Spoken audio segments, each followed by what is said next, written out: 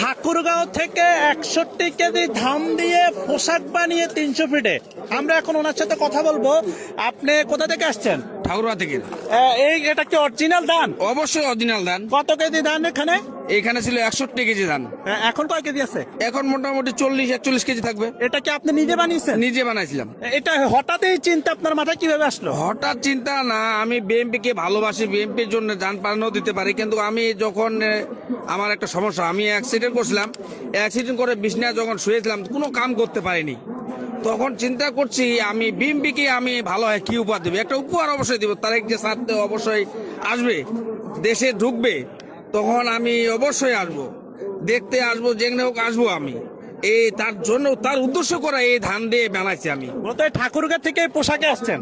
না না, ঠাকুরগাঁ থেকে আসিনি, আমি আসছি এয়ারপোর্ট পর্যন্ত আসছি। এখানে আসার পরে ট্রেনে আমি লাভছি, ট্রেনে আসছি আমি। এটা নিজের হাতে বানিয়েছে? হ্যাঁ, নিজের হাতে বানাচ্ছি। একটু পিছনে দেখান, পিছনে আছে নাকি? দর্শক বন্ধুরা আপনারা দেখুন, পিছনে এটা একটু ধরেন তো ভাই, পিছনেও আপনারা দেখুন, ওনার পুরা শরীরে কিন্তু এটা একেবারে রিয়েল ধান, কোনো ফেক না।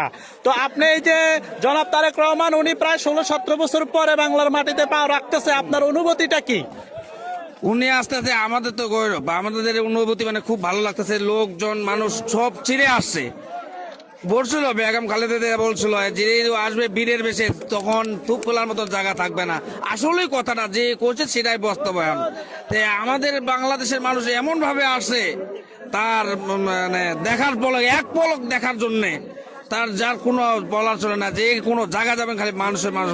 অনেকে বলবে আপনি এটা ভাইরাল হওয়ার জন্য করেছেন, এই সম্পর্কে কিছু বলেন। আমি কোনো ভাইরাল হওয়ার জন্য না, ইয়ার জন্য না, আমি দেশ দল ভালোবাসি, দেশকেও ভালোবাসি। আমার দেশে ভালোবাসার জন্য আমার এই পতাকা আমার পিছিয়ে লাগাইছে, দল ভালোবাসার জন্য আমার বুকে লাগাইছে ধানের শীষ। আমাদের জাতীয় মার্কা হইলো ধানের শীষ, আমার বুকেও আছে ধানের শীষ।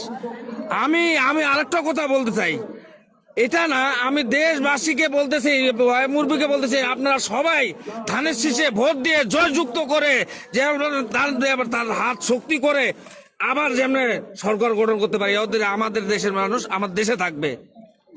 এই যে প্রার্থনা করছে যেমন সকল মানুষ, বাংলাদেশের মানুষ যেমন ধানের শীষে ভোট দিয়ে জয়যুক্ত করে, আর বাইরে যেমন না যেতে হয়।